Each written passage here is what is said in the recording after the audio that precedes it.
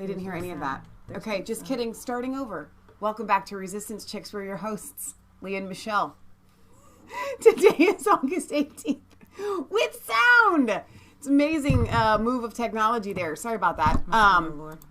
It was not the Lord.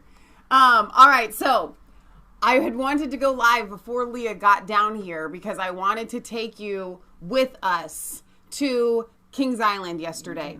But we're going. We're going to do that because I think it's really fun. Now, a lot of times Leah likes to run and jump right into the news to capture all of our new viewers that come flooding from everywhere. But really, our show is just for you guys, and I think that you would enjoy just a little bit of what we did yesterday. Now, Resistance Chicks is at 3,023. Resistance Chicks is at 3,023 subscribers. Thank you. If you guys are watching this after the fact when I upload it to Resistance Chicks, thank you for being here. Okay, so Grandma Marilyn's memorial service was on Friday, and it was absolutely amazing. It was so full of peace. I think we all got closure. Leah and I sang that song that we did on Thursday for you guys at the end of the memorial service, and it was very moving. It was very touching. It was very funny. A lot of people laughed. And we just had a great time connecting with people from Maryland's past that we had never met before, and things like that. So it went really well. Now, our plan was to kind of do a factory reset on life to go to Kings Island. We have viewers from all over the world. You're not going to know what Kings Island is. Kings Island is an amusement park around our area that opened in the 70s. The Brady Bunch came to Kings Island in an episode. Okay? Big deal, right? So I kind of want to do a little bit throwback to the Brady Bunch because I found something. And this is just for purely my own entertainment. Kings Island has some of the world's largest roller coasters and has always set a precedence for having some of the world's largest roller coasters, starting out with the Beast. Here. Leah's not seen this. She has no idea what I'm doing.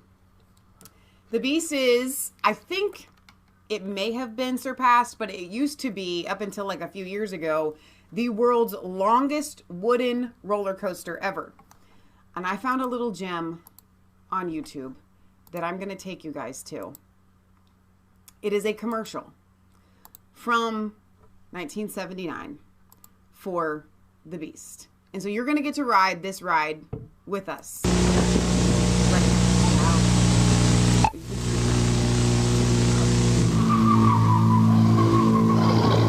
Kings Island dares you to come face to face with the Beast. The Beast. 7,400 feet of unrestrained terror.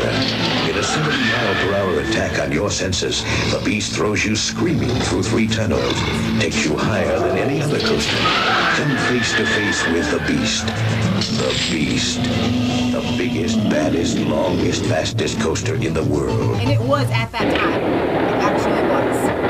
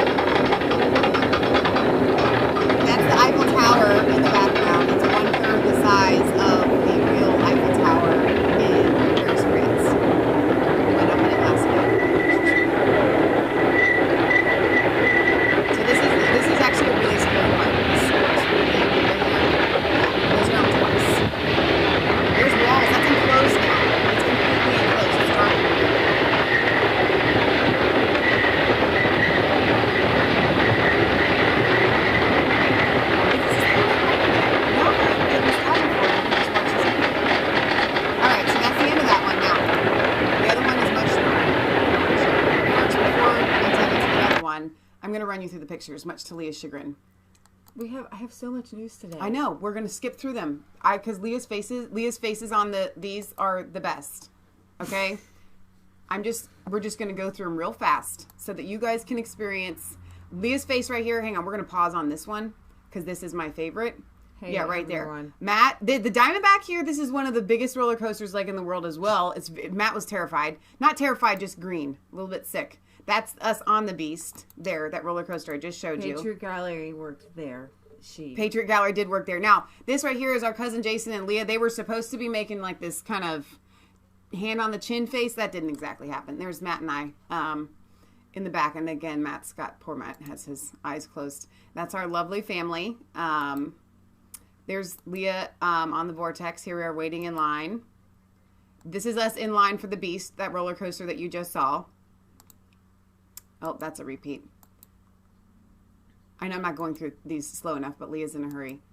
Now, that's us at the beginning of the park. I took this shot. I think I should be a photographer. That's the Eiffel Tower. That's 1/3 the size. That's when we're up there, and it's nighttime, and it was dark. So we had a this is the log flume. We got wet. We definitely got wet there. Leah's faces are the best on all of these. That one. Look at this face. That's Leah's face. She's actually kind of made that face since she was a child. Okay, so that is that. Now, one last thing. This is much shorter. I'm not playing the whole thing. We rode a roller coaster called the Banshee, which I don't know what kind of records it sets, but it is an inverted roller coaster, and I think it's the tallest inverted roller coaster, which means it like does all these twists and turns and curves. You're going to get to experience it. It's only like a minute long. We did this at night, last night. We had never ridden it because we hadn't been to Kings Island in 6 years. Kansas at the end got off of the coaster and literally got on his knees and bowed down. And he said, I wonder if that's what it feels like when you die. And I think maybe we should rename the roller coaster after Grandma Marilyn because she just did. And this must be what she experienced. And I said, no, Matt, that is not at all what Grandma Marilyn experienced. Make it big. Oh, we'll tell him about that. Yeah, we're going to tell him about that. Whoa. A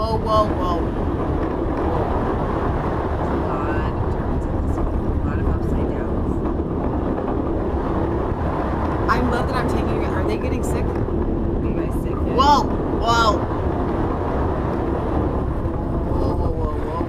Look at this thing. Oh my gosh. Yeah, we rode this at night actually. This is called the pretzel, that part. Oh my gosh. It was really smooth, but I enjoyed it. I really, really liked this roller coaster. Matt, we're totally upside down in the air right now. Oh my gosh. Yep. Whoa. Look at the twisting. Oh my gosh. They must have literally just mounted. I'm getting ill just watching this. Mounted a camera on the very front of the coaster. All right, so there's that. There's these dudes having this experience.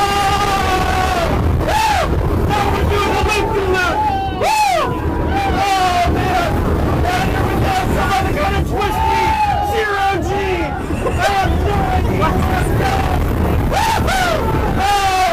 Another twist and turn and dive and crazy! Oh! All I feel is crazy cold water! Oh man, I have No idea what's happening right now. Oh my god! Woo! What was that? All right, so that was our day yesterday. Okay. Welcome back to, there you go. Now you may carry on with the news. Oh my gosh, but tell them about, okay, can we tell them one more story? Can we tell them about the water park thing? Is that thing even on the internet? Tell them the story. Let me see if I can find it. Just tell them the thing. We were there. They have a water park connected, so we went to the water park. They had some little slides over there, new ones I'd never been on, so we went over there. We waited in line for a while, long time actually. Once we got up there, there it is. Oh Seemed my gosh, like it's called the plunge. Then somebody said that they dropped the floor out the bottom, and I was like, no, we were at the very stinking top of The line. We waited for a while. No one told us that you literally get inside of a coffin looking like thing and the floor drops out from underneath of you. Boom. Okay? And you go down. This was on WLWT. I'm playing it. You guys have got to see this. We went ahead. We were at the top of the line and we went ahead and rode this ride. Oh my gosh. This is one that I really was going to just turn around on. Look, you're in a coffin. Look at this girl right here. Here. She's in a coffin, getting ready to die. And they tell you to cross your arms like you're in a coffin. Getting ready to die, you said. Free falls, loops, turns, and drops. This is what Tropical Plunge will be made of. Well, there's going to be 6 unique slide experiences. Yeah. Drops out from under. Slides will offer Arc King. The family-friendly to choose Family-friendly is not. Video provided to us by another Watch Cedar this. Fair park, Watch Kings this. Dominion, shows a similar ride. Here it's called Paradise Plunge. The concept is the same as what's being built in Mason. 3 slides will offer aqua launch chambers. So just imagine for a minute you're 65 feet in the air, and did this. boom, the floor drops out from underneath you. Yeah, it was like that. Mm-hmm. And you free fall down until you hit into a... So yeah, so that was, we get to the top and it was like, oh my gosh. So then going back to what Matt said about dying. And I said to him, he's like, is going to heaven like that roller coaster? Even though he didn't enjoy it like heaven, he just thought that maybe dying was really that awful. And I said, no, but I do think going to hell is like sitting in that coffin on that water slide and having the floor drop out from underneath of you. I really think that that's what going to hell is like. So, after that, I can't go to the Italy bridge. Yeah, maybe not that. Maybe we could go to something more fun than that. So I hope you guys enjoyed coming with us to our experience at Kings Island yesterday. He's back. Nigel Farage, your favorite Brit and mine. There's worth a look. Sharing us on Twitter. Thank you. Thank you, Justin. Sharing our... You all should be sharing on this live stream right now and liking it and giving it a thumbs up if you would be so generous. I guess, who's this guy? Former MP Sir Peter Tapspool dies at 88. I'm just throwing this out there. He said to Nigel Farage, what a character. Once told me he was a Eurosceptic before I was born. So I'm going to see if I can get... I want to get a video of him talking about how he's leaving. Here we go. Did you just see any of those comments? I saw some. That was really great. Nigel Farage is back on the front lines. He literally said, I'm back. I love He's it. going to be fighting for Brexit on the front lines. Do we have volume? I, like so many others, Maybe a little have been bit. trusting the government and parliament to get on with the job of delivering Brexit, to get on with honouring the instruction they were given by the British people. It is now clear to me that if we trust our politicians to deliver Brexit, we will not get what we voted for. So I believe it's time to re-engage the public, to restart the Brexit campaign. And that's what I intend to do.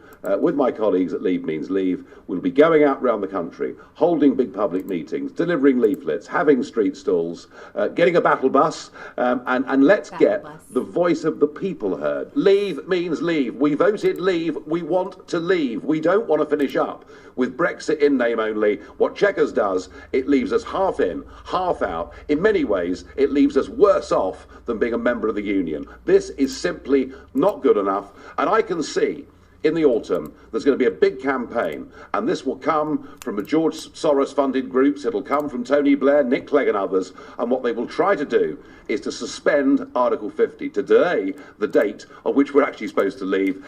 It's time we fought back. Yay! I love it. It's time we fought back. Back. So they have a website, and it's called leavemeansleave.eu. Ooh, I like that. And if you are in the UK, then you should definitely, and you voted leave, then if you can, please go ahead and donate to this. Chequers does not mean Brexit. Brexit countdown. 222 days, 5 hours, 30 minutes, and 26 seconds. So, It can't get here fast enough. 17.4 million people voted in the UK to lead the European Union, the largest democratic mandate in the history of British politics. Their wishes must be respected. That means we must regain control of our borders, our laws, and our money. Unequivocally, leave means leaving the single market, leaving the customs union and UK courts, no longer being subservient to the European Court of Justice. I like it. Leave means leave. So you check this out. I mean, they got tons of articles going on here. I mean, like, these guys are like real deal. We should jump. So I think that the idea is that if they can make it a news outlet as well, that's really helpful. You know, people will have more than one reason to visit, more than one reason to share it, and you're going to get articles that really talk about what it's all about. So, all right. Raheem tweets this out as Nigel says, "I pledge my absolute and total support to Leave Means Leave, and we'll go back on the road to campaign." Over the last few months, scores of people have stopped me in the street to ask, "When are you coming back?" Well, now is your answer. I'm back. Now, I very much wanted to have this article up, but I don't want to pay money for it, and I tried to sign in with my Facebook to get the one free article, but I just couldn't. So you're going to have to read the article yourself from the UK Telegraph there. However, Breitbart was kind enough to write an article about it, and I'm going to find it here. Here it is.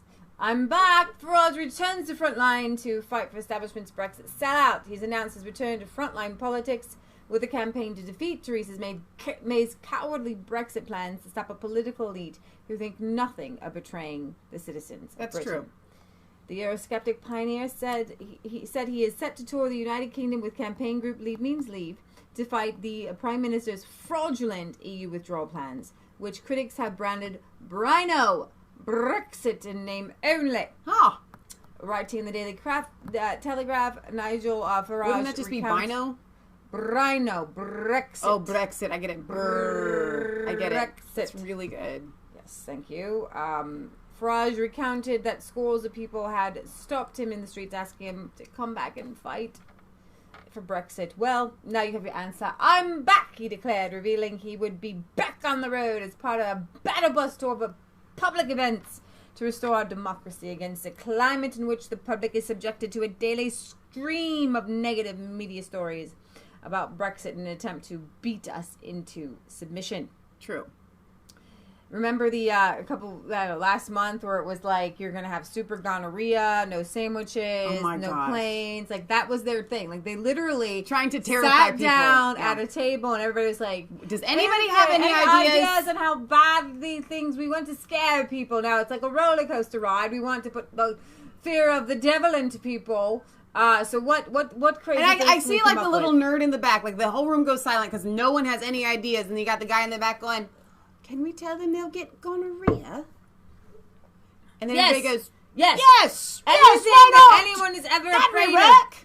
Spiders will take over everyone's home. Frogs, plagues. Can we go back to Moses? I don't know. That might be overselling it. Yes, just go to the 10 plagues. I believe you can. Rivers of blood. It is now beyond doubt that the political class in Westminster and many of their media allies do not accept the EU referendum result. It is equally clear to me that, unless challenged, these anti-democrats will succeed in frustrating the result. Well, I've had enough of their lies, deceit, and treachery. The time has come to teach them a lesson, one that they will never forget. Describing Theresa May's checkers blueprint for Brexit as nothing more than a cowardly sellout, the MEP noted that the proposals would keep Britain chained to Brussels regarding regulations, fishing rights, and border controls, and make it all but impossible for the country to strike international free trade deals. With all this in mind, now is the time for action, he said, adding, "We need leadership. We need a campaign across the country that re-engages voters and restores their faith in Britain. We need some truth." Brexit, sorry. And Britain. Right? Why not? We need some truth and some honesty. St. Mark the Evangelist wants to know if you've seen the latest Tommy Robinson video. I think that the one where he's the journalist comes up and buggers him on his vacation. I'm going to play that today. I do not have that up. No, it's kind of long, and it's just kind of the journalist like attacking him, and he has some good fight back on that one, but I wasn't, unless everybody wanted to see it. All right, so moving on to some more UK politics. To why Brexit? Why Brexit? Why Brexit? The UK. 1/3 of London arrests are foreign nationals. Police detain over 3,000 foreigners in a week. Wow. UK-wide. Oh my gosh. Okay, but on the one hand, that's like bad news, right? But on the other hand, yay that they've arrested them. Police in Britain arrested more than 3,000 foreign nationals each week on average last year. No, it's just kind of like okay, so it's not like they're getting punished and right. According to new figures, which revealed the share of overseas suspects rose to make up 1 in 5 people detained. Internal police data obtained by the Daily Mail on Sunday showed the proportion of foreign suspects rose from 16% of arrests in 2015-16 and 19% in 2016-17, when there were 172,000 versus about 1 million. Officers were arresting around 3,322 aliens each week, according to the figures, which were reported by the Mail after police chiefs warned crime tourism poses a growing threat to Britain as a result of mass migration, globalization, and ease of international travel. The Criminal Records Office data, which was collected from the records of police forces across the country, showed that foreign nationals comprise as many as 1/3 in some of these places. So you have, obviously, a higher crime rate, which nobody wants to talk about. Breitbart London has previously reported on how between 2014 and 2016, the Home Office had lost track of nearly 500 foreign criminals, including rapists, pedophiles, and violent offenders. Wow. After the department took too long to deport them following their release from prison. Wow.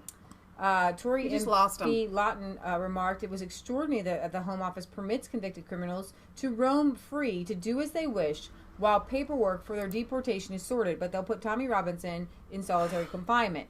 Okay, this is absolute insanity. He demanded a fast-track prison-to-plane deportation. Why would you let them roam free? They're not going to come back and be like, hey, deport me, I'm ready to go, right? When they say lost track, that means they of course, you let a criminal go and then they just go hide. Police warned earlier this year that the surging numbers in burglaries in Britain was being fueled by organized criminal gangs from abroad who stay in Britain for weeks at a time, targeting properties in affluent suburbs, and then they just fly home. Wow. Yeah. Well, you know, there's a big difference between, like, okay, so the migrants are there, the Muslim migrants, and they have a whole community of people supporting them, right? So it's not that difficult to just go into hiding and disappear. Mm-hmm. If you are a British national, like you are just a Brit, mm-hmm. and you have to have a job or something, your family is probably, and you're a criminal, your family is not likely to protect you and hide you and let you just exist the rest of your life. Mm-hmm. You know what I'm saying? So it's far more difficult. Right. So that's why a regular Brit, if they were released on their own recognizance, would probably be more likely to come back and return than a religion that shall not be named member. So I want to highlight like 2 kind of nasty things here. One is there were this was a headline: 6 arrests after teen was disemboweled in a quadruple stabbing. Oh my gosh. A teenager is fighting for his life after allegedly being disemboweled during a quadruple stabbing in London's so-called Murder Mile. Describing the incident on the Elmington estate in Camberwell, a witness said they saw 4 or 5 black boys running, then all of a sudden he could hear help, help. Another resident said they saw one of the 4 stab victims grievously wounded with his intestines falling to the ground. 6 male suspects, said to be between 15 and 16, were arrested following the incident, which took place a stone's throw from the street where drill rapper Sadiq Kamara, also known as Incognito, was stabbed to death earlier this month. This incident is at its very early stages and at present we cannot speculate on what may be the nature of it. We don't know exactly what happened, but the crime rate, here is the thing. I don't care whether these particular children are migrants or where they're from, if they are just like generational Brits. Sadiq Khan has lost control of London, of the city. Absolutely. Okay, yeah. They are when it's you like have Gotham people, City with no Batman. When you have people, when you use one cop to troll or look for people doing, like, calling people names on Facebook or on Twitter while people are being robbed and stabbed, you don't have enough resources. If you, like, we call 911, the police are here, you guys. You guys call 999. 5 minutes, less than 5 minutes. Yeah, you guys call 999 and police do not show up. They just won't show up. Like, you guys are waiting for everything. Granted, we live, I can't speak for, like, Chicago. No, I can speak for anywhere in our country. Okay. If you call 911. We can speak for everywhere. Yes, I know this for a fact. You call 911, police are going to show up. They coming. I'm shocked about it because you guys, I keep hearing these stupid stories in England and in London and stuff like that. You call 999, police might not show up. They will tell you, well, what's the nature of your crime? If it's petty crime, we're not showing up. We might not have enough people today. So they don't even. So you can get away with stuff. Some of these people, they call 999. They don't have people. They don't have police overnight. Some of these people in your little towns, your little Cheshires, you don't have police. They go home. Like, no crime happens at night. It's absolutely insane. Okay, and like during that, it makes me mad because during that, the latest terror attack, right, I heard people saying things like, I would much rather call the police and have British police come and arrest me than a UK cop. I'm afraid, or than an American cop. I'm afraid I'm going to get shot by a cop. I'm afraid I'm going to... You guys, the number of people who get shot by cops is very, very low. All right? We do have some bad apples. But y'all, your police are like, unfortunately, when I would rather have somebody come and attack me and then I lay there dying, because the likelihood of that happening in the UK is far greater than you being... assaulted by a police officer. And speaking of assault by a police officer, has anybody seen the bruises on Janaea's arm from her assault by a police officer? That girl getting arrested. If you guys aren't familiar with Janaea, she is kind of in the same realm as Tommy. She's a reporter in the UK. I think she's from Yorkshire. Bring her up. And she was attacked by police. And this is not okay. That she was arrested for one, and then she was, from what I understand, from what not worth a look, Britt Baza said to us, she was charged on contempt of court, and yet she had never been arrested to be in contempt of court for anything. Let me pull this up really quickly. I'll go to this one. 3-year-old needed emergency surgery after a botched female genital mutilation in London. 3-year-old was rushed to the hospital for emergency surgery after botched female genital mutilation procedure in Sadiq Khan's London. A 42-year-old man and a 36-year-old woman, both understood to be of African background, are due in court to be charged with FGM offenses. After the incident was investigated by the Metropolitan Police Child Abuse and Sexual Offenses Command, the Africans are accused of having excised, infibulated, or otherwise mutilated the whole or part of a girl's blank, blank, blank, as well as offices related to extreme pornography, namely images of child abuse and bestiality. Female genital mutilation has been a crime since 1985 in the United Kingdom, but in over 3 decades, the authorities have yet to secure one single conviction. Only a tiny number of unsuccessful prosecutions, because from what I understand, the police have even said, they say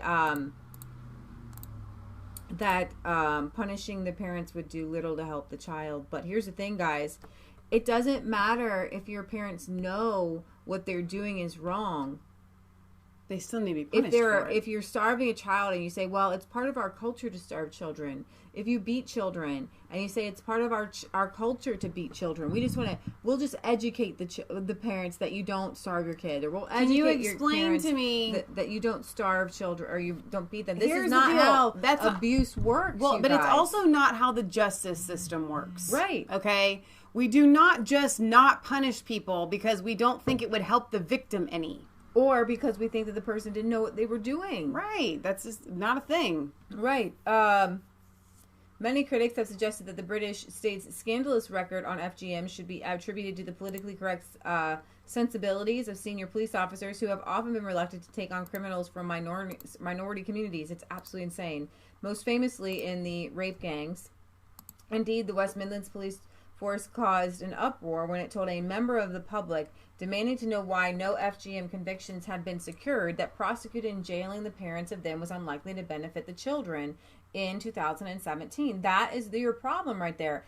And I have watched a few BBC or even Sky News panels where they say things like, yeah, but there's white rapists, and yeah, there's white that, and yeah, there's white. But guess what? The police are happy to investigate those crimes. They're Yeah. happy. They know that they're not going to be labeled as a hate crime or under some sort of racial purpose or something like that. So if there is a white male grooming gang thing, that they will prosecute them. They won't hide things. No. It's the hiding of the thing that everybody's upset with the cops about. It's the hiding. It's the not seeking justice for, and that's why people are so upset in the UK, because the muzzling on talking about crime and attributing it to the right people will get you labeled as a hate group. And I told this to Worth a Look this morning. He sent me a link I'm going to show you of some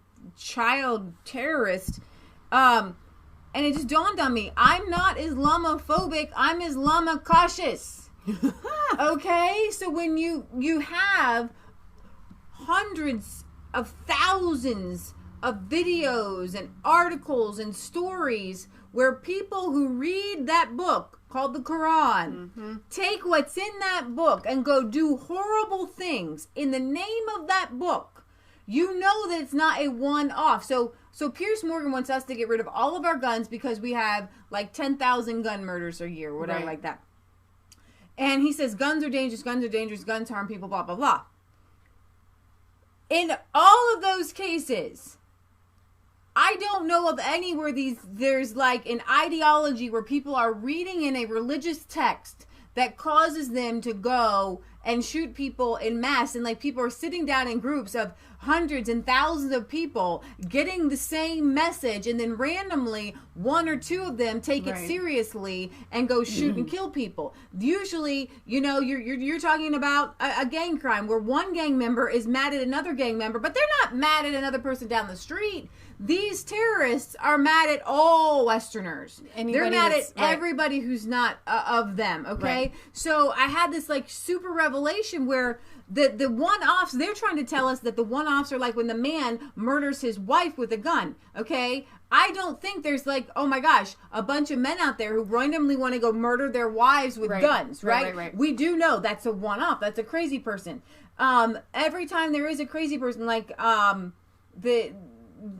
the kid in the school shooting down in Florida, right? We don't know what made him kill those kids. But we know that he wasn't attending some sort of supremacist religious thing but there are people, there's videos all over the world where you have people say, kill the kafar, kill the Jew. And you have these people. So what I'm saying is talking about the fact that those videos exist, talking about the fact that these core groups of people exist is a no-no, because not because they people don't want it to stop. They genuinely do. But the reason why it's a no-no is because you might offend other people who claim to be Muslim. Well, I have to tell you something. Nowhere in my standard of morals or living or life did I ever grow up thinking to myself, or was I taught, that you do not stop or call out this crime or this bad thing and allow that to keep happening so more people can get hurt and harmed and injured simply because you are afraid of offending somebody, because it puts the offense. And here is where we get into a communistic, socialistic, Marxist mindset where the feelings of the whole group are more important than the suffering, harm, death, rape, FGM of legitimate people. So what you're saying is we have to take care of the hive, and who cares what happens to these little people? Whereas John Locke, the whole idea of the study of man, the way that we were created, says to us very clearly, it doesn't matter. The Bible says Jesus leaves the 99 and goes after the one. Society, the devil, evil tells us that we shove all those little 1s, 2s, 3s, 100s, 1000s to the side because we have to worry about the emotional mindset of the millions, and that is wrong. Go ahead and play that video of that little child, because here's the thing. He sent me this video of this little radical child, and this is not a one-off. If they dress this kid up and he's passionate, they did not just pick this one little child up and put him to the side. There's more. There's probably hundreds of thousands of little children like that. Not to mention other, like men and teenagers who think this way. So I am not Islamophobic. I'm Islamocautious. Right. There's nothing wrong with that. لا سواء قتلانا في الجنة وقتلاكم في النار الساعة حتى يقاتل المسلمون اليهود فيقتلهم المسلمون فيختبئ اليهودي وراء الحجر والشجر فينادي الحجر والشجر قائلا يا مسلم. I don't know why that stopped. يا عبد الله هذا يهودي. So I want you guys to, I'm going to play that again so you can read it and make sure you're reading the words. قتلانا في الجنة وقتلاكم في النار الساعة حتى يقاتل المسلمون اليهود فيقتلهم المسلمون فيختبئ اليهودي وراء الحجر والشجر فينادي الحجر والشجر قائلا يا مسلم يا عبد الله هذا يهودي. So I want to point out a couple of things because I had not seen that yet. So let me point out something to you guys that may not be familiar with the Bible. That child just used essentially scripture for what will happen to evil people on Judgment Day, saying that they will hide behind the rocks and the trees, and that the rocks and the trees will cry out. That is actually biblical. And so what we see when we look at Islam is they take something that is a righteous, pure scripture, word from the Lord, and they spin it for themselves. And I think, if you can correct me on this, I think that might be why Muslims follow it. Because it has some sort of basis in truth. Okay, Muhammad took Judaism, he took Christianity and mixed it with like porn and decided to make some sort of crazy. And I think that's why people murder are cult, easily illusioned by it. If that's, so it if I can use that sounds as a very word. biblical, and you know, I guess from the first part of the Quran, it's peaceful, la la la, butterflies, lilies. Chris Holman says it's not biblical. It's in the Quran only. You're missing what I just said. There are scriptures in the Bible that say at the end times that the evil people will hide behind rocks and hide behind trees, and that the rocks and the trees will cry out. So what I'm saying is, yes, you're 100% right. That's not what that child just said. He's not quoting scripture. He is quoting from the Quran, but he's taking it from something that Muhammad took that from the Bible that is totally in the Bible, twisted it, put it in the Quran, and then fed it to the people. And so when those kinds of things are spoken out loud, they have this kind of like, wait a minute, that's A ring of truth. Yeah. Exactly. A ring of truth. So you've got this FGM thing going on. It's really sad. And you need to really be able to identify things. I like this article. This is from Dellingpool on James Dellingpool on Breitbart. History teaching has dangerous left-wing bias. Billy Bragg, the inevitably tiresome millionaire socialist singer-songwriter, thinks more left-wing history should be taught in schools. So does the ineffably tiresome millionaire socialist film director Mike Lee. The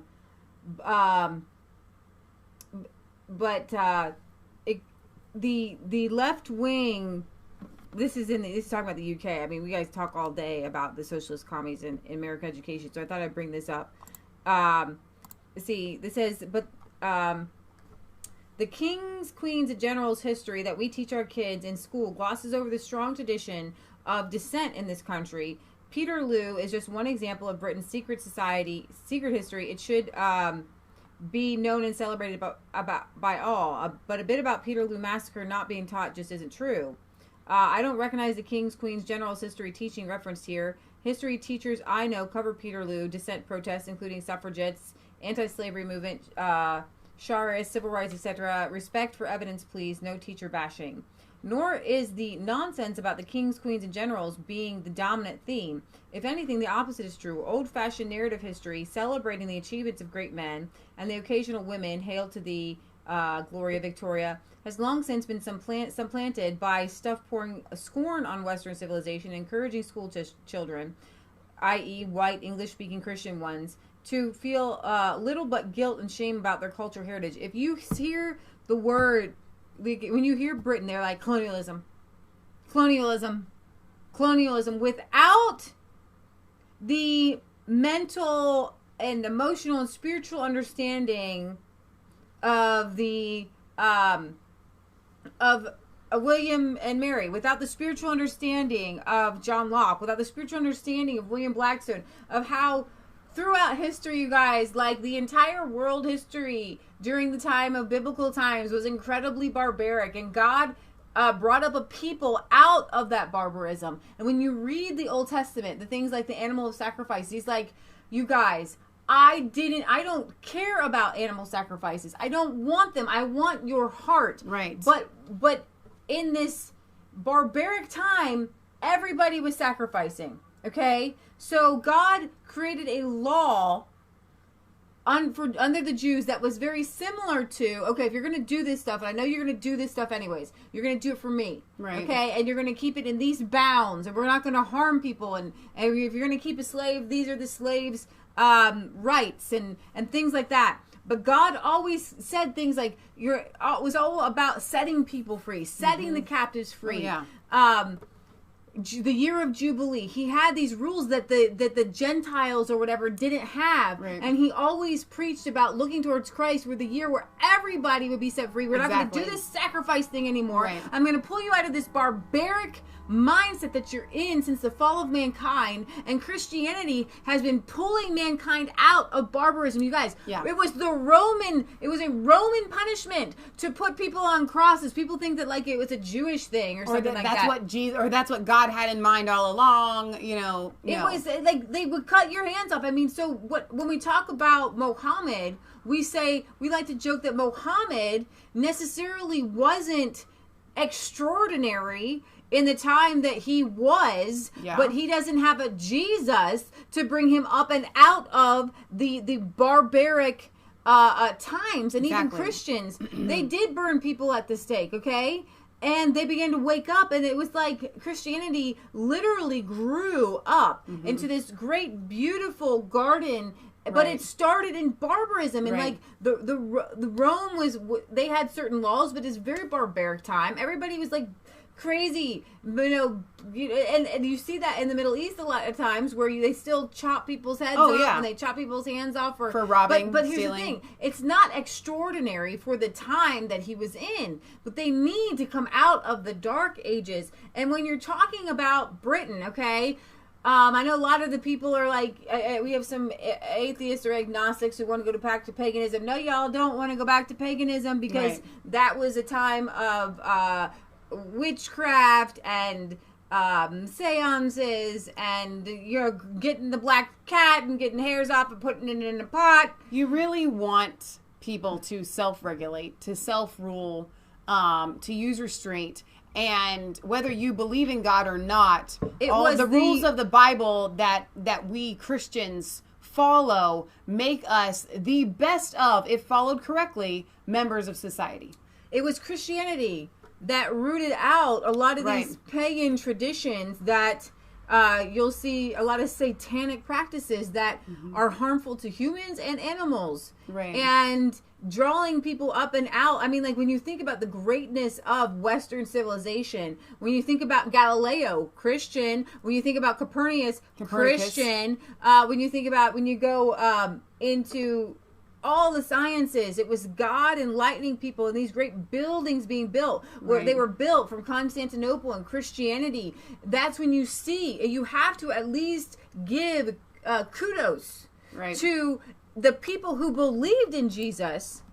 It enlightened their minds so they could do great things, build great things, write great things, it's called civilization for a reason. There's a difference between the tribes in Africa dunking straws inside of cows and drinking blood right out and being civilized. You need to civilize people, right? Uncivilized people go and scalp their heads off. there's a civilized way of murdering someone, and then there's barbaric.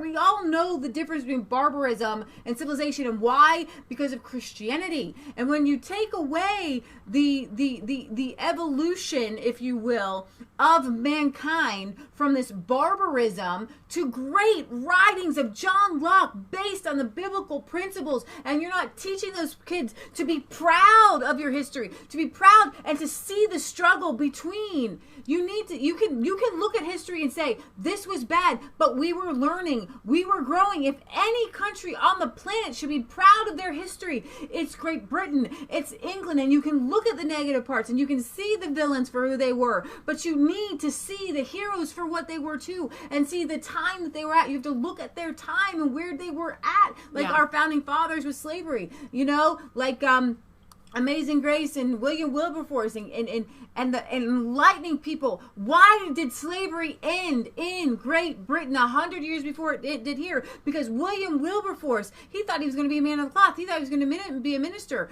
And his friends were like, we need you in this Parliament. We need you to change things here. Right. And he spent his entire life to show people that slavery does not line up with the Word of God, that slavery, to show people what it exactly was, and to get people onto a slaving ship because they didn't even know what it was, and to smell the smells, and to see the blood, and to hear the stories, and hear from the people, and see the stripes on their back. And he was led by the power of God. These are great stories that the English and the British people should be incredibly, immensely proud of who you are, and you should allow the power of God to flow through you to bring back that same spirit. But half of y'all left and came to America. So raise up some more, because that's where we got our spirit from. Continue on. Shawnee says, I love it when the general is on a roll. I think everybody else does too. All the great Christians left came here. I'm sorry. You need to raise up some more. Where am I still on this? No idea where you are. All right. So we're talking about the left-wing leaning educational system in the UK, worldwide, by the way, but especially what you guys have there. We hear this white supremacy weird thing going on around here. I've never heard of it, but it's like on all white guilt thing. Sean says, I feel like clapping at the end and throwing in a few whoop whoops. There you go. You guys have this crazed left-wing ideology, which is harmful to children because they wake up every morning feeling guilt for something, number one, that they shouldn't be feeling guilty Especially, of. Sorry, my hair's They stuck. should wake up feeling white kids. Pride of it's not just a national shame. Then it kind of goes down the line. And so the most shame that you are going to feel, I think, in the world for who you are is a young white male in America. So, example, for America, our stupid New York governor says we're not going to make America great again. It was never that great. Okay, all right. The left now asserts that Robert E. Lee's soldiers were in gray were proto-Nazis, that Ulysses S. Grant's soldiers in blue were genocidal Indian killers, that America's women still struggle against the colonial patriarchal legacy of plantation owners in powdered wigs who kept their wives in comfortable confinement and their slaves in exploitable chattel, and that President Trump, far from being a very stable genius, which should be pretty obvious to everyone by now, is actually a moronic, unstable, but very clever agent of Vladimir Putin who quotes Mussolini in his sleep. When it comes to American history and sometimes Trump, how often have we seen conservatives falling over themselves to agree with the left? They're taking away the Confederate flag, stop toppling Confederate statues as embarrassments, conceding that men like Custer were arrogant, bigoted idiots from whose sins we should repent. And you have the same thing in the left. Is hurting from yesterday. Anti-patriotism seems to be a prerequisite if you want to go on as a modern historian. This person says, once I had to go on a BBC debate program where I was up against an Islamist who hated Britain, found nothing to recommend in our history, and wanted us to all become part of the caliphate. Sitting next to me was a female historian who I'd hoped would take my side, but no, she too was keener to denigrate Britain's past than to celebrate it. Apart from being objectively untrue, the historical achievements of the Anglophone empires and their various scientists, inventors, writers, painters, explorers, warriors far outweigh their defects. This approach is also insidiously dangerous. There's a reason why young Victorians were raised on G.A. Hennety novels with titles like Under Drake's Flag and Winning His Spurs. The narrative of a national pride filled young women with confidence to go out and achieve extraordinary things on behalf of their great nation. And I want everyone to find the goodness in their history, which anybody can. And especially, and I'm sorry, especially those cultures that are rooted in Christianity. But every culture can find good things in their history, and you must embrace it. That's what it means to get better. Let's embrace what's good in the past, and let's continue on. And let's not do what was bad in the past. Exactly. There's nothing wrong with calling out both. I look, again, bringing it back to the Bible, how many times were the children of Israel meant to look to the old ways or to erect memorials or something like that?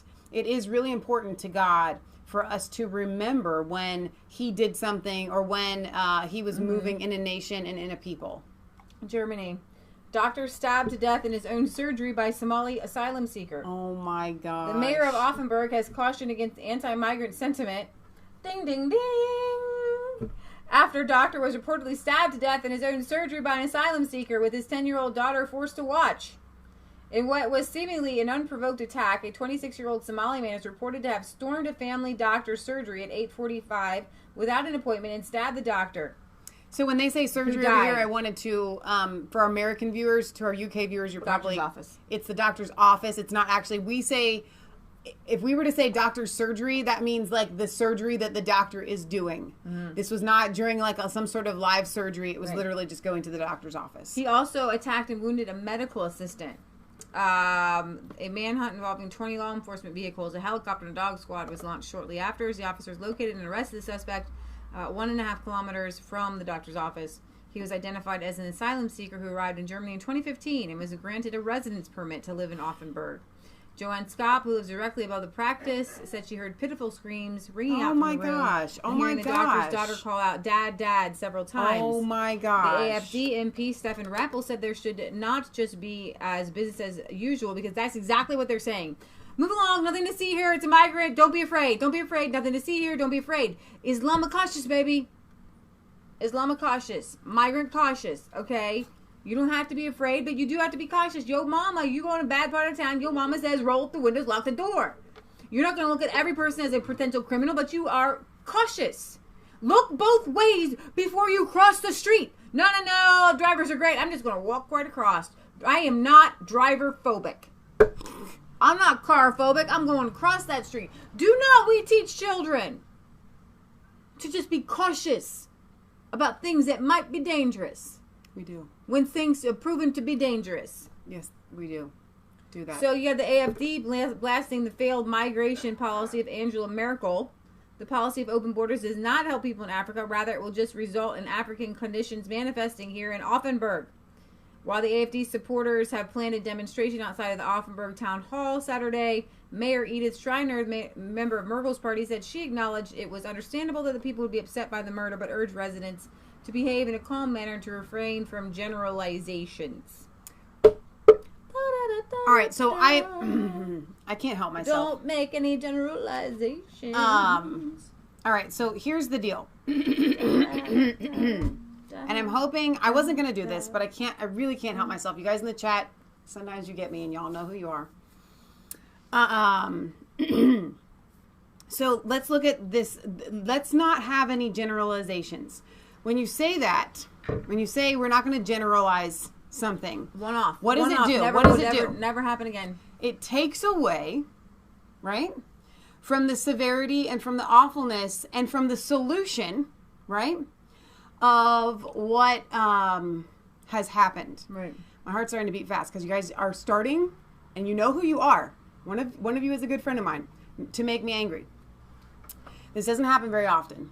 Earlier in the chat, when we were talking about the FGM, you want to bring up circumcision.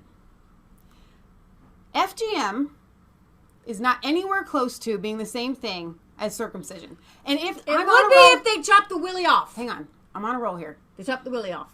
Completely gone. If you want to talk about circumcision as being a bad thing, I have no problem having that discussion with you. I'm open to that, okay? Because even Paul says, stop mutilating the flesh. That's fine. But when we are talking about female genital mutilation that God never said for anyone to do, God actually did say, to circumcise people, okay, for that really long period of time. So if you're trying to make it out to be the same thing, what you do is delegitimize what is happening to these little girls right now, which is atrocious and is awful and is worse than circumcision, okay? Because most of the time, it makes it so that these little girls can never have sexual pleasure for the rest of their lives. Circumcision does not do that to little boys. So I want it to stop, and I want it to stop now. It's my chat. I will start banning people for doing this. All right, we can have a discussion about circumcision later. I'm open to that discussion. I am not open to you guys delegitimizing what is happening to these little girls by bringing in, I don't want to skin a little boy's pecker, okay? Because it's not the same thing. God actually told people to circumcise. He never told anybody to do female genital mutilation and make it so that they could never have sexual pleasure for the rest of their lives. And now I am done. I wasn't going to say it, but that just kind of rolled into that. Sorry. Now you may move on. I love you all. Also in Germany, a Yazidi girl who fled Syria faces the man who held her captive twice, and Germany can't find the dude.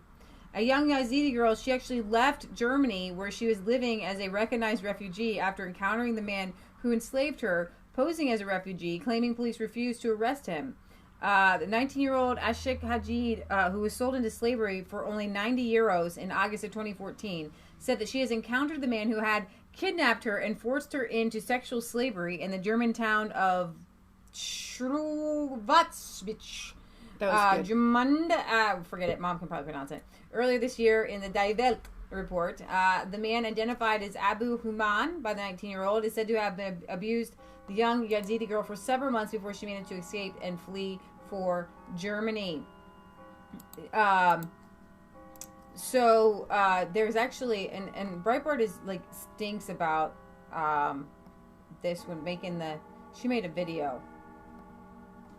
Here she is right here, and it's translated into English, and she says, let me see, I want to find this chick because I want you to see her video.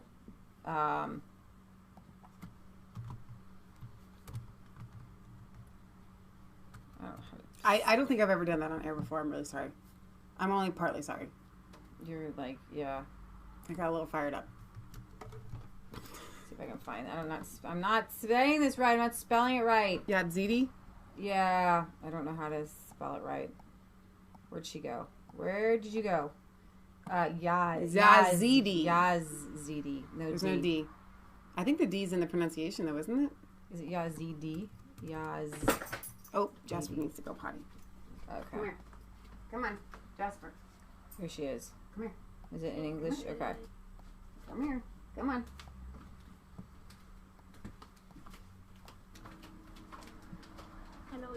My name is Joshua. I'm a Yazidi girl.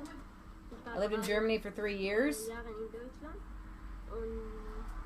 On August 3rd, I was kidnapped by ISIS, 2014. On the October 22nd, 2014, I was able to escape captivity.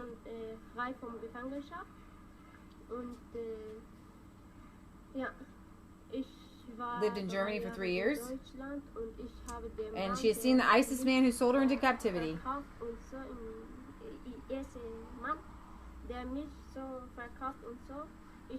I've seen him in Germany in 2016.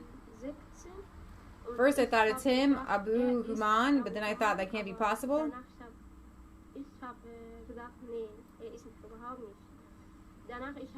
Then on February 21st, 2018, I've seen him again in Germany.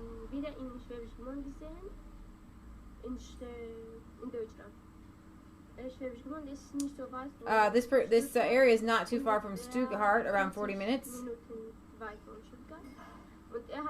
He then asked me if I'm Ashwak. I said, no, I don't know an Ashwak. I don't know you. Who are you? He said, yes, you know me. I know you. And I know for how long you've been living in Germany.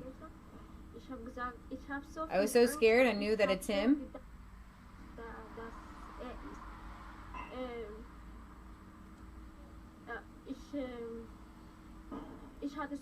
She was so scared she could barely talk. I thought in Germany it doesn't matter what I do, nobody cares. I thought it's over for me.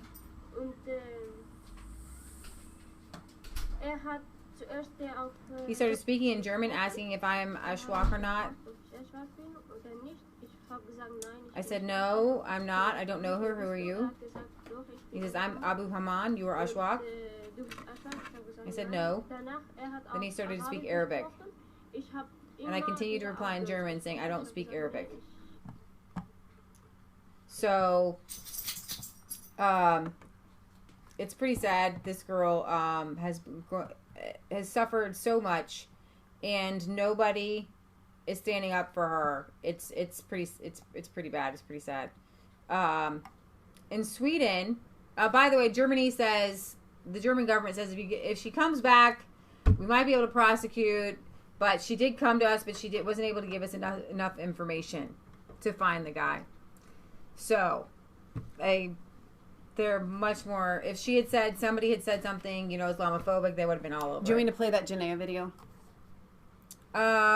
It's not very long. I really just want you guys to see the little bruises on her arms. Yeah. On her arm. Because I'm not going to play the whole video because it's like 9 minutes long.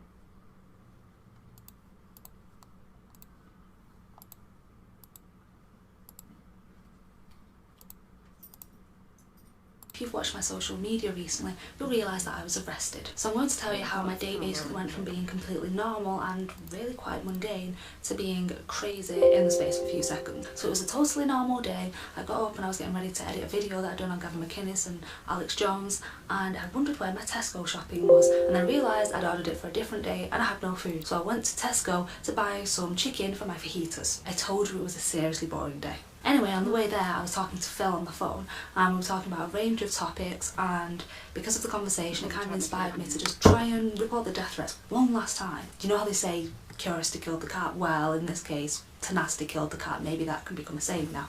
You know what, I thought I may as well just try and report the death threats. So I go into the station, go through the normal procedure, ring the bell, speak to an ECO, but then I noticed they're taking a particularly long time, and at this point I'm on the phone to my friend. I was saying to her, they're taking long, this is weird. Anyway, I see these two officers walk through the station and into the back, and as they do, they both look at me, which I thought was a little bit strange, but I didn't think too much of it. I just thought, ew, don't look at me. Anyway, then the female officer pops her head out of a door that leads into the back of the police station, and she goes, Janaea, would you like to come through? Alarm bells do go off, but anyway, like a stupid idiot, I go through anyway, with some level of hesitation. I follow her through this door, and then she takes me into this even smaller room. Then there's this other police officer there, which was the man that I'd seen with her a few moments before, and then they both sit down, and at this moment I knew I'd made a grave fucking mistake following them into that room. I sit on a chair opposite them and they're both sat there, and I'm thinking, oh my god, they're definitely going to arrest me. Now some people might be watching this and thinking, Janaea, if you've done nothing wrong, then why are you so suspicious and expecting them to arrest you? And like I said, I'm familiar with the procedure of reporting crimes in the station. What they do is they let you speak to an ECO, you give the ECO the details, and then they give you a crime reference number, and then a sergeant contacts you at a later date to either speak over the phone or go into the station. They usually don't have two police officers speak to you about an issue, especially when it's an issue that the police don't care about to such an extent they've never even taken one witness statement off you. And when you do get arrested, usually it's two police officers. So because of all this information, I thought, oh shit. I sit down looking at them thinking, this is a little bit weird. I do ask them what's going on, and they say, oh, nothing, and they let me tell them what my issue is. Halfway through I get a bit hesitant and I say, are you going to arrest me? And they say, no. They actually said no. So they lied to me. Wouldn't be the first time, would it? So they let me finish saying what it is that I wanted to say, and then they arrest me for contempt of court. It goes quite wrong quite quickly. Now I can't tell you too much for legal reasons, but I will give you some details. The female, who looking back on it I think was probably quite inexperienced, put the handcuffs on me for no good reason, and I was like, ow, they're hurting me. And then the man grabs them, makes them tighter, and puts my arms in a really strange position. So when I point out this is hurting me even more, he like gets me in this weird position, like bends me over and puts all of his body weight on my back and on my neck.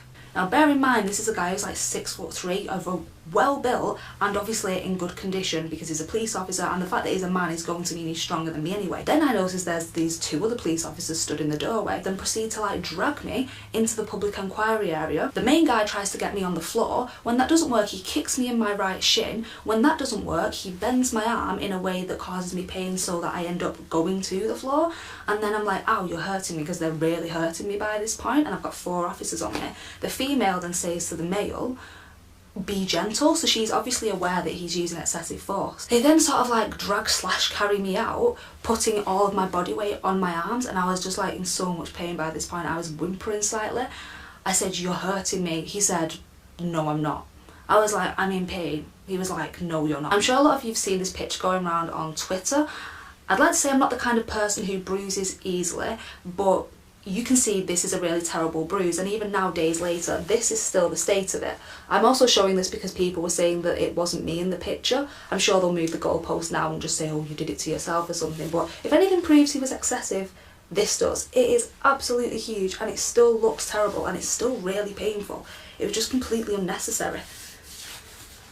Now, when the police arrested me, they really did a number on me, and I've got bruises and cuts in various places in my body. I've got bruises on my shin, I've got bruises all across my spine, my neck was sore, my knee was sore, I couldn't get out of bed for a few days, I've got soreness all around my arms. It's really not nice. But the most concerning thing is they might have actually done some permanent damage, and the more time goes on, the more I'm really starting to get concerned about this. So obviously the sore neck and the bruises are bad enough, but I know that they're going to heal.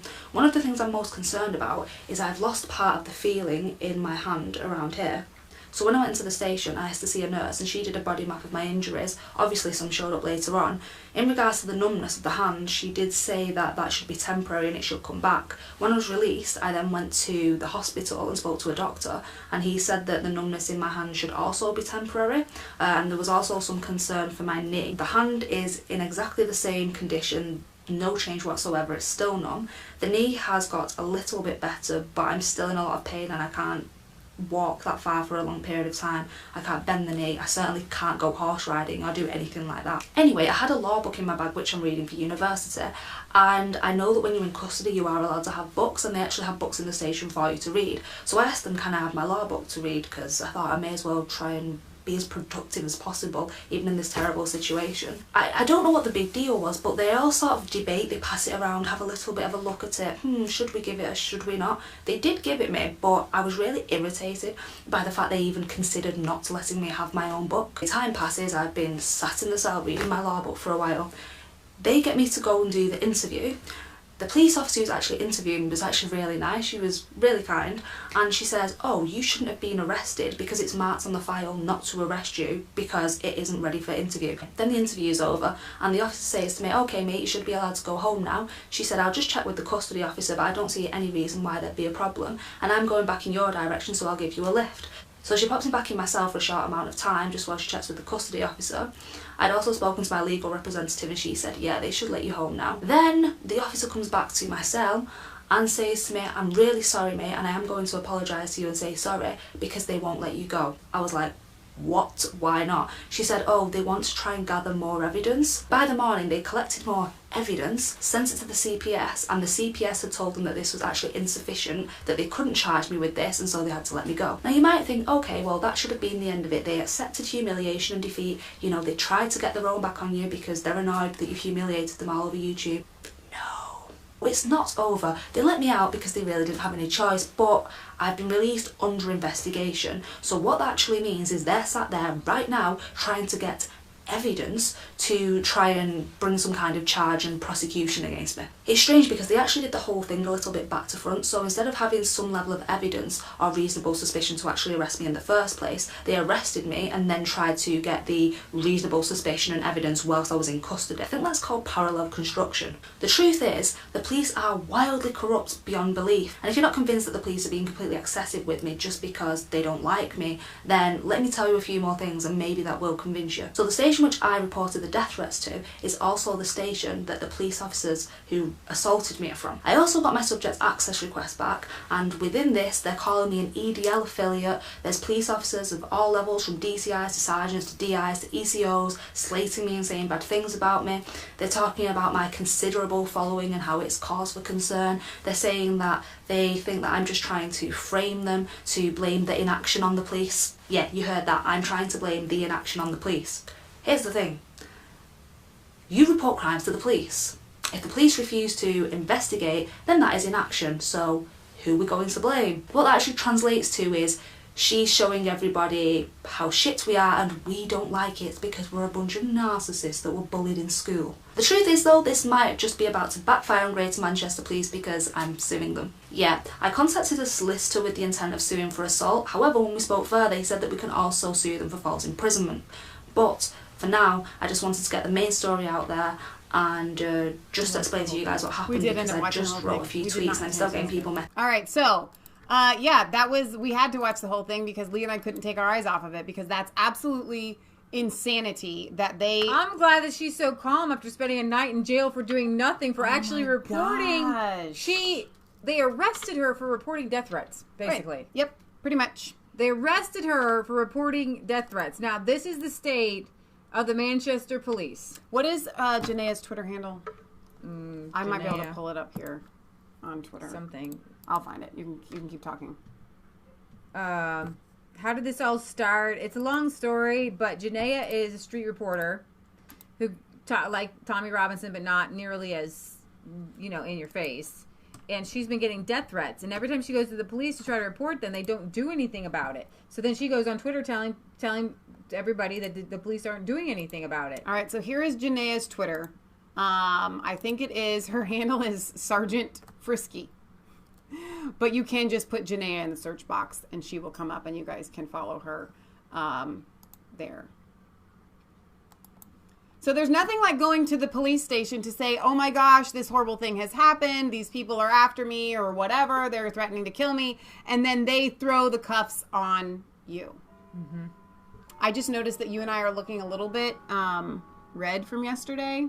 Yeah, just a little bit. So I had another article, and I guess it's not up right now, but it was along that way from Manchester, that the hate, here it is, no, here we go. The Imam at Manchester's Ariana Grande concert bombers mosque called for armed jihad. Wow. So, these police aren't bringing in the people who might have been in the mosque, questioning them, do you want to blow anybody up?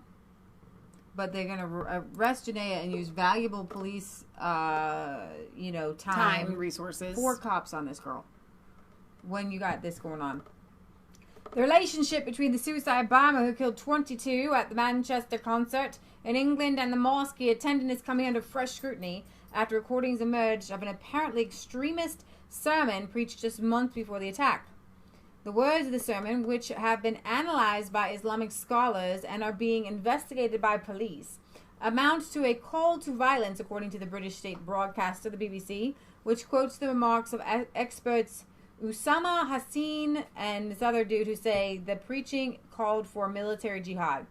In this recording, the Imam Mustafa Gharaf is alleged to pray, "We ask Allah to grant them Mujahideen, Islamic fighters, our brothers and sisters right now in Aleppo and Syria and Iraq, to grant them victory, and to claim jihad for the sake of Allah is the source of pride and dignity for this nation." In an apparent call to action, the Imam also said, "Brothers and sisters, it is time to act, not only to talk." Usama Hassin of the anti-extremism think tank Quilliam Foundation told the broadcaster about the comments by Imam Mustafa Gharaf that from the context of the way these texts are used, they are clearly referring to military jihad or armed jihad. I have known the Islamic discourse for pretty much 40 years, and the Mujahideen are the group fighting armed jihad. Sheikh Rajim said in the speech, he's giving them the narrative of them against us. Last year's suicide bombing at Manchester Arena was the most deadly terror attack in the UK for over a decade. 23 people were killed and more than 130 people were injured. Among the dead was the suicide bomber Salman Abedi. The mosque in Didsbury in the south of the city, which he attended, was quick in the wake of the attack to condemn his actions. But questions still remain over how he came to be radicalised. The BBC has obtained a recording of a sermon delivered at the mosque 6 months before the bombing. We've played it to 2 Islamic scholars who described it as a call for armed jihad. The Imam denies ever preaching radical Islam or calling for armed jihad. Our special correspondent Ed Thomas has this exclusive report.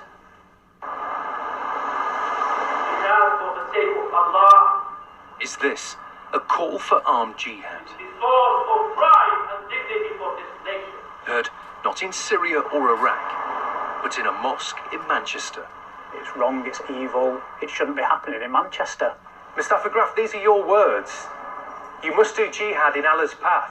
Tonight, we confront the Imam in charge and reveal his connections to the Manchester bomber Salman Abedi. Sadly, I wouldn't be surprised if Salman Abedi's horrific suicide bombing was partly inspired by this sermon.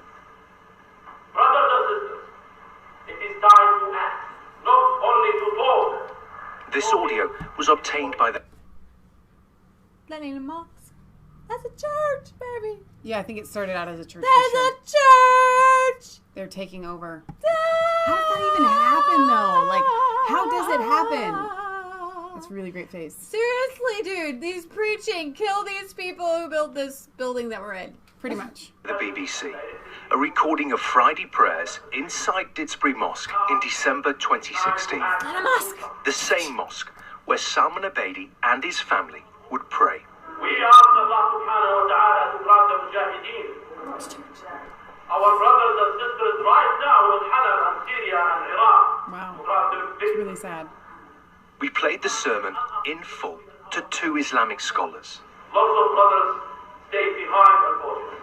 They love Islam and Muslims, but they do nothing for the support of their brothers and sisters. The jihad he's referring to here is actually being on the battlefield. There's no ifs and buts in this. From the context of the way these texts are used, it's very clearly referring to military jihad, to armed jihad. The whole world is watching. The sermon focused on people suffering in Syria. It included an appeal for donations and also this. The whole world, including Europe, America, was so-called the civilized world. They know that Iran, Russia, and the militias are killing humans in Syria. And they do nothing. Well, in fact, they help the Russians and the Iranians and others, the militias, to kill Muslims over there. Oh dear, so... Dear. So he's reiterated the call not only to stop living a normal life, do something drastic, but to be with the small group of true sincere Muslims. He's giving them the narrative of them against us.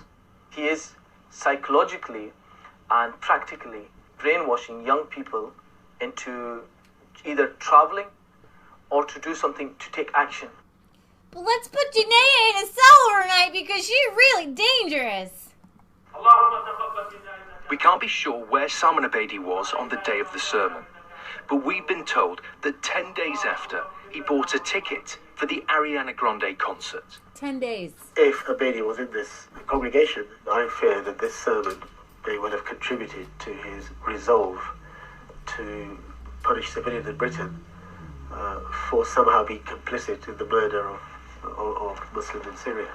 Mustafa Graf refused to be interviewed. Mustafa, Ed from BBC News. But we wanted to know why he gave the... Why is the BBC News there and not the police for hate speech? I mean, this seems cut and dry. I mean, you get people arrested for, like, throwing bacon outside of a mosque and then they get killed in prison, right? So why don't you put the imam in some sort of super prison? I don't understand. Sermon inside the mosque. Were you trying to incite violence? Were you calling for armed jihad? No, never did that. Well, do you want to take a look at these words? These are your words. Mustafa Graf, can we talk? After the Manchester bomb, he condemned the attack. Off camera, he denied preaching Islamist extremism. Mustafa Graf, these are your words. You must do jihad in Allah's path. This is what we know about the Manchester Imam. In 2011, he travelled from Didsbury Mosque to the front line during the Libyan revolution. In this interview, Mustafa Graf talks about waiting for orders to attack. All these criminal acts. And here he is back home in Manchester in 2015. He's a leader of this group, demonstrating about the conflict in Libya. Are causing chaos in Libya. Months later, here's the same group in London. Graf isn't there, but watch as the camera moves right. Wearing a red t-shirt. Oh my gosh. Smiling. That's the bomber. The Manchester bomber, Salman Abedi. Nearly 2 years before he'd murder 22 people. We shared our investigation with Martin Hibbert. He and his daughter were closest to Salman Abedi when his bomb exploded. Allah is watchful over what you He wanted to listen to Mustafa Graf's sermon. Yeah, I'm speechless in a way. That it's going on kind of 30 minutes away from here.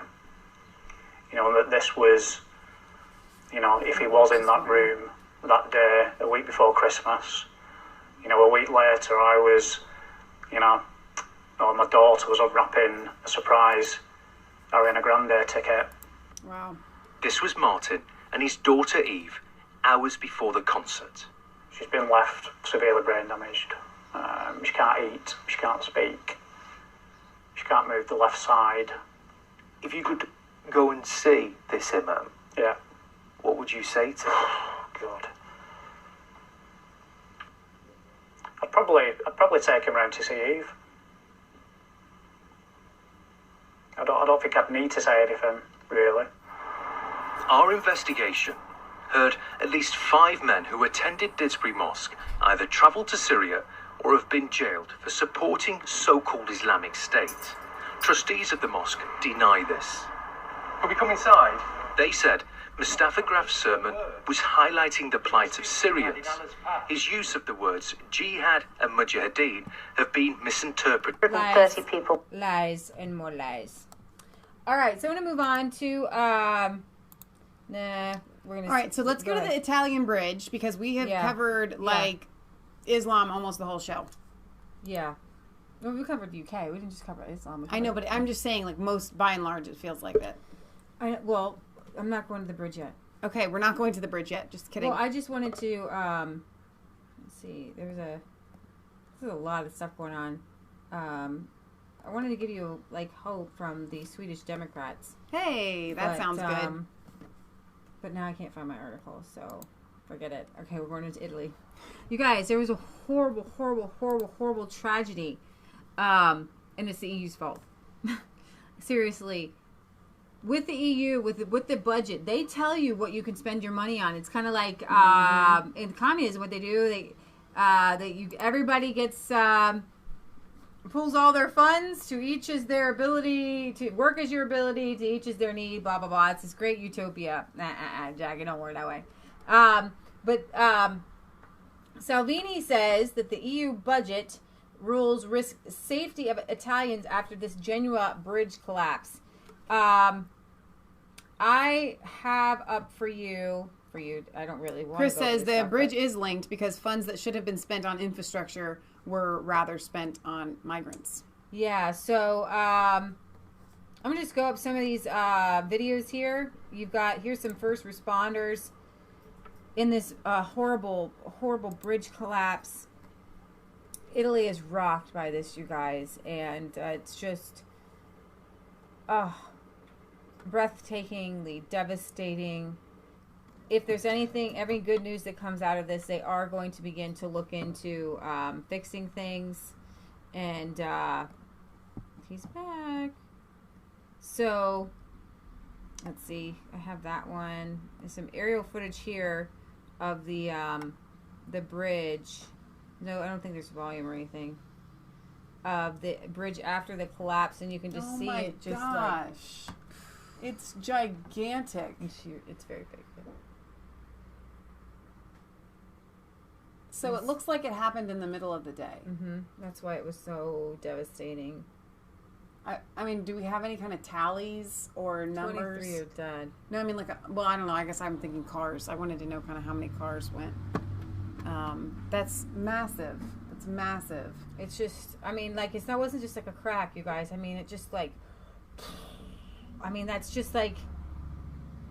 How many times do we travel over bridges and we take it for granted and we don't even think about it? Well, I tell you what, some structural analysis people have been warning of this particular bridge for a long time, they said. And it's a really big bridge, by the way. It's a really big collapse. So it doesn't just like break at one point. It's like, looks like at least a quarter of a mile long. Yeah. The buildings underneath, the people underneath, there's no warning. This isn't like a tornado or anything. It's just absolutely insane. This was right after it happened. Oddio! Oddio! Oddio! The motorway bridge has collapsed near That's kind of... All right. I wish they had some more figures. Well, we will. This is an older one, but it's older footage, and we'll just see the beginning footage. It was during a heavy rain, it says.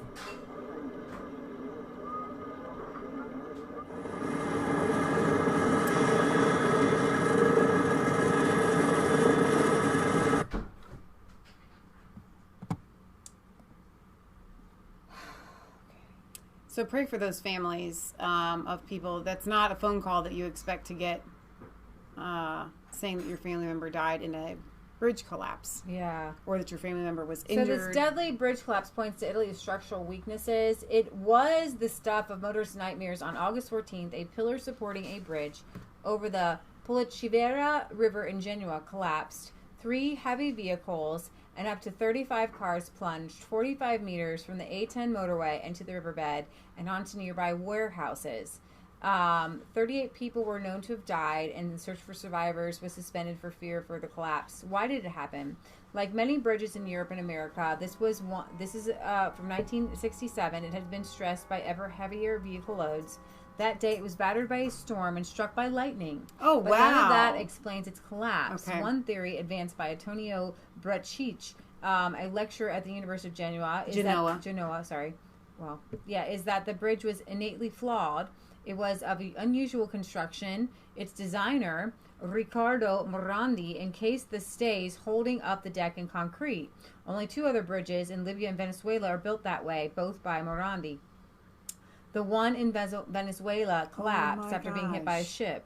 The Libyan one was closed after inspectors found cracks last year. He shouldn't be allowed... Well, he's dead, so he shouldn't have been allowed to build bridges.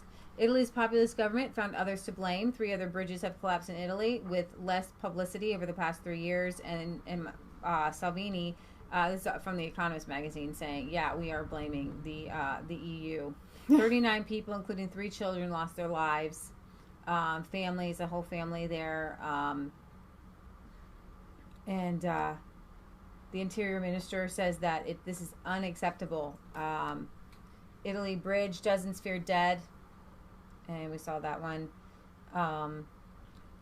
Let's see. Representative from the motorways operator told Rodgers news agencies there's no reason to consider the bridge as dangerous, but that's not true. I think I have an article on that. So, of course, people are going to be covering their rear ends on that.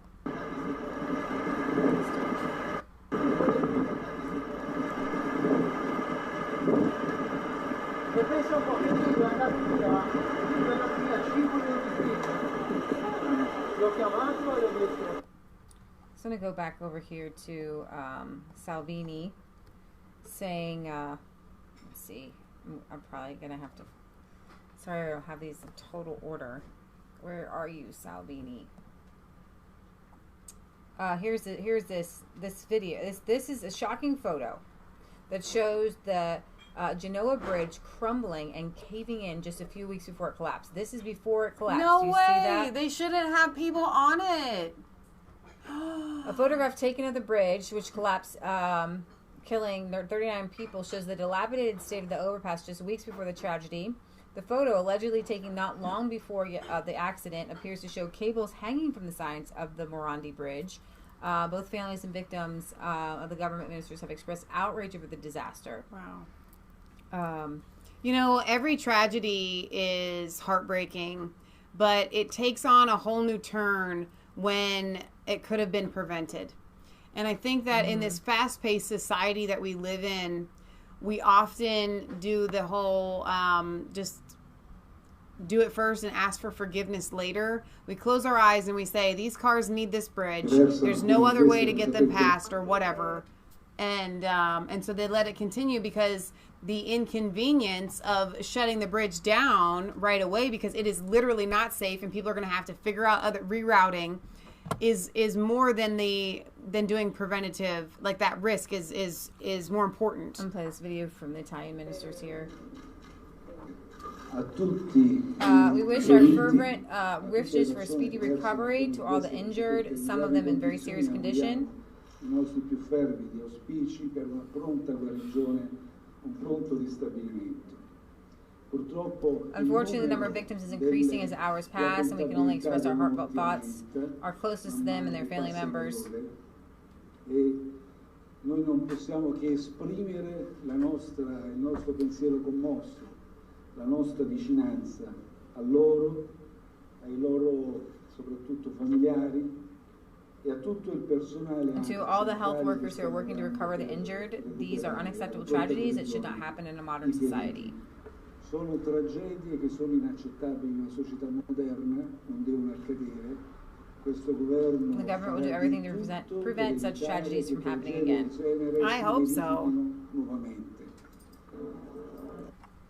This should be a warning shot across the bow to bridges all over the world. I mean, we have one that they keep talking about it being dangerous. It's a double-decker going from Cincinnati into Kentucky, Newport. And they've been talking about how dangerous it is for years, and yet cars and, massive trucks drive on it every single day. So this is the article I want to bring up. Salvini says EU budget rules risk safety of Italians after Genoa bridge collapse.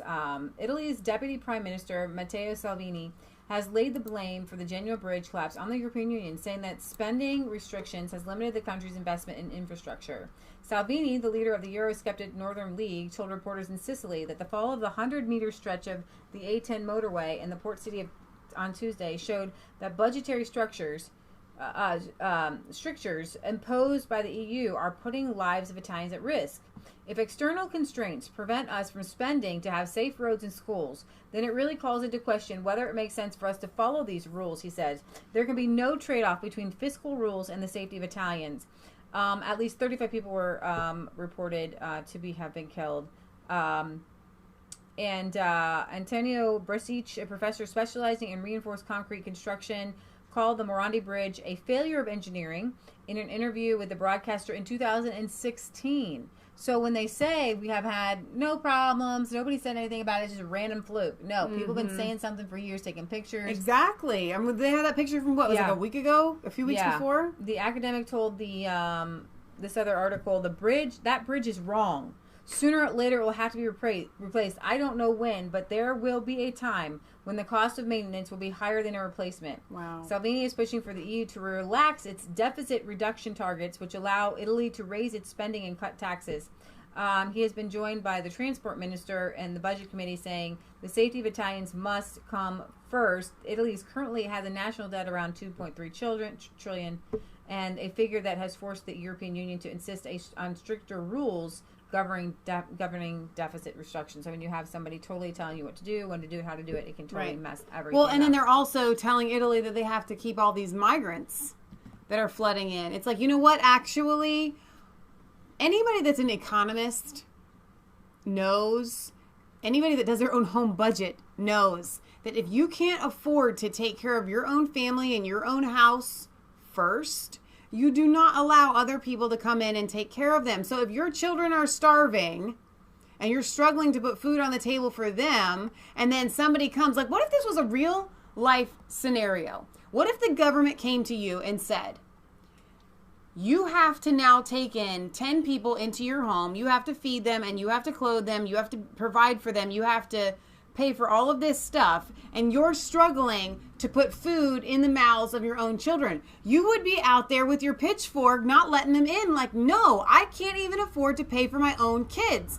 This is what is happening in Italy, in Greece, in Hungary.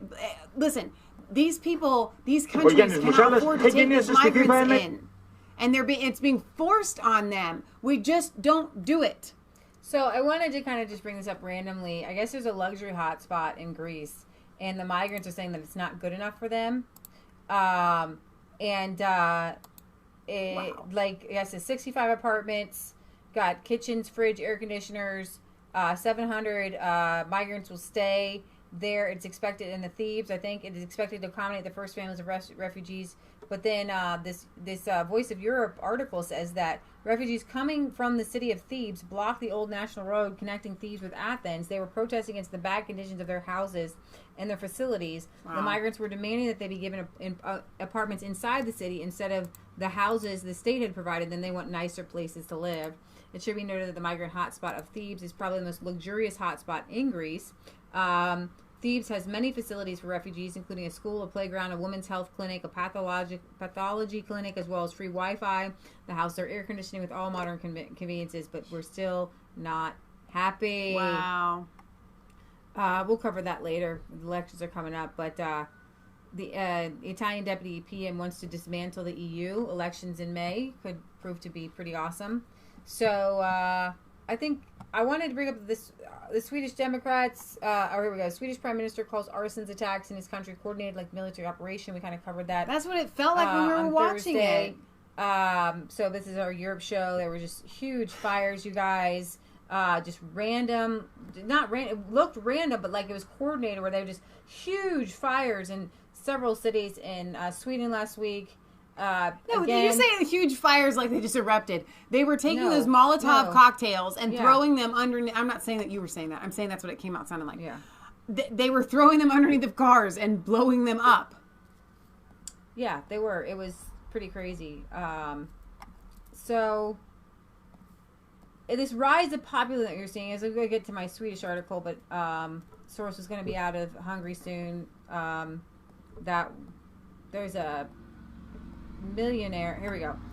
There's a millionaire in the Britain, the Sundry clothing. Okay. He's giving $1 million to the anti-Brexit campaign, but he's benefiting because he pays people like sweatshop wages. Crazy, right?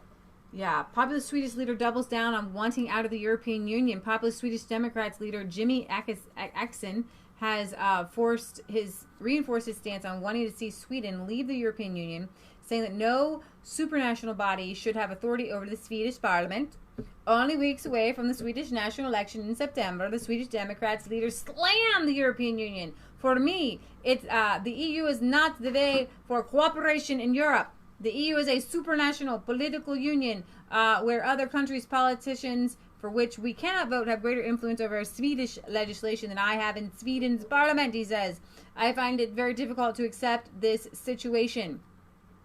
He's like, listen, we need to work with Europe. We need to have common solutions to common problems. He's never been opposed to doing that, but each country needs to become sovereign again. And I just really hope that we're seeing populism rise up. We're seeing people take back what has been really stolen from us. And I want to say over the past 100 years in this globalization, one world government that's been foisted upon people. I mean, did you just make a word? No, foisted is a word. Okay. Did I just not know that word? I think so. Okay. I think we should sing the song we practice. Come all you heavy laden. Okay. That was a lot of stuff. I think I just randomly. I feel like I just talked. You know what? I hope you guys enjoyed the show. I didn't even stop talking. It was a good show. You did a great job. I need to stop talking right now. Way to go, General. But the problem is sometimes I don't know how to sum things up and end things well. So then you can just end it like falling out of that slide. Done. Got that done. Boom. All right. So we're going to sing, you guys have heard us sing this song before. By Heritage Hill. By Heritage Hill. It's actually much better when they sing it, but I think that you'll enjoy it, so you guys can find it too. I wasn't going to do the one harmony part. Oh, whatever. Okay. Whatever that means. All right, you start it out. Come all you heavy laden. Come all you heavy laden. Come all you heavy laden. His burden is light. In the Garden of Gethsemane he prayed, sweating blood. Father, will you take this cup from me? If not, your will be done. Oh, yeah, yeah. Come all you heavy laden. Come all you heavy laden. Lay it down now. Come all you heavy laden. His burden is light. Cat of nine tails tore at his flesh. The lamb was torn and bruised. Put a crown of thorns upon his head. Here comes the King of Jews. Oh yeah. Come all you heavy laden. Lay it down now. Come all you heavy laden. Come all you heavy laden. His burden is light. Climbing up the mountain called the skull for our iniquities. Pardoning a thief hung on the cross. Today you'll be with me. Oh yeah. Come all you heavy laden. Come all you heavy laden. Come on now. Come all you heavy laden. His burden is light. At his dying breath, the whole earth shook. The rocks, they split in two.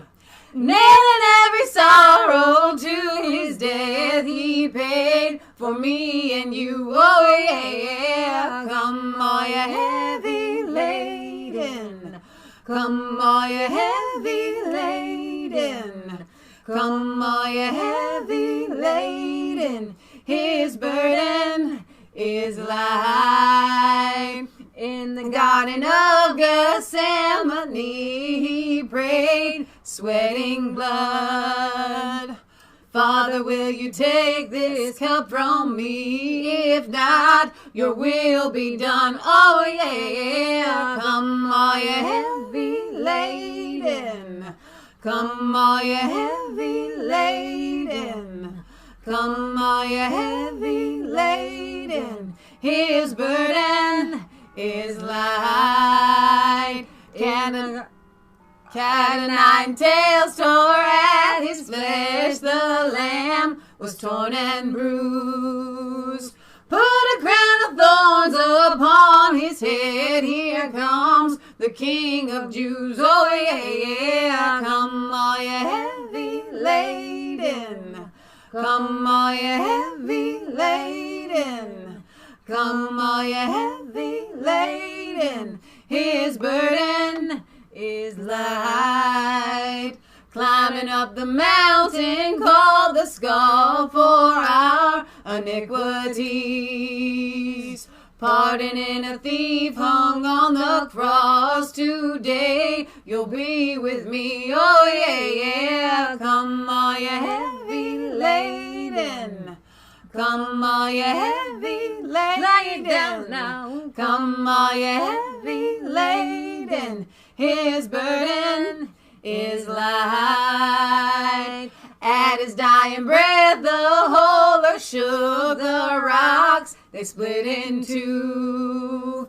Nailing every sorrow to his death, he paid for me and you. Oh yeah. Come all you heavy laden. Come all you heavy laden. Lay it down now. Come all you heavy laden. His burden is light.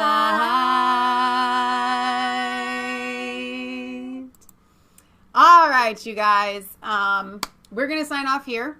Thank you for being with us. Thank you guys so very much for your prayers. Thank you all for being here with us today. I'm sorry that we weren't able to be here on Friday, but like I said at the beginning of the show, we had an excellent memorial service for Grandma Marilyn. Pray for her significant other, Skippy. Yes. We are going to be continuing to take care of him. You see these bracelets? These are memorials.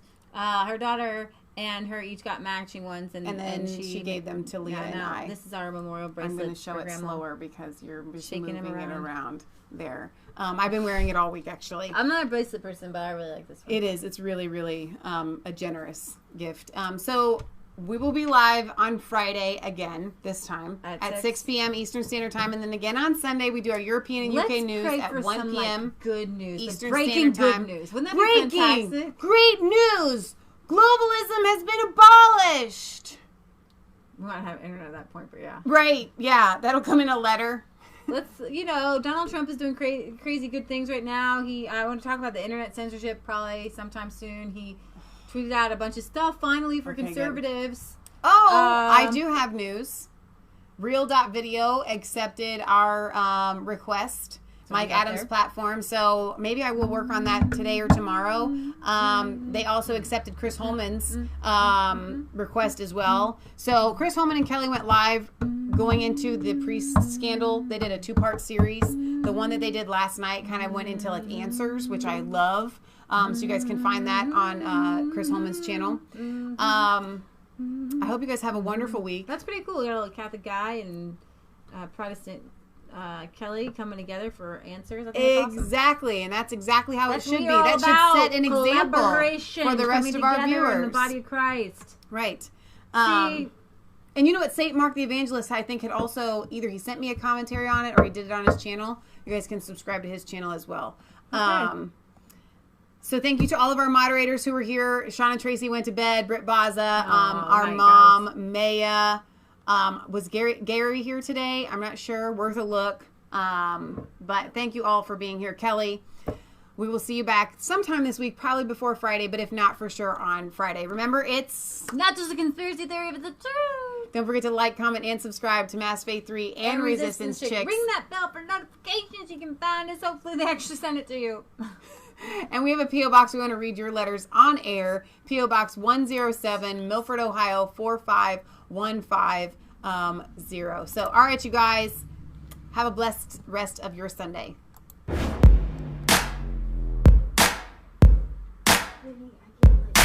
I was cold all alone. No place for home every day. So afraid. But you called my name.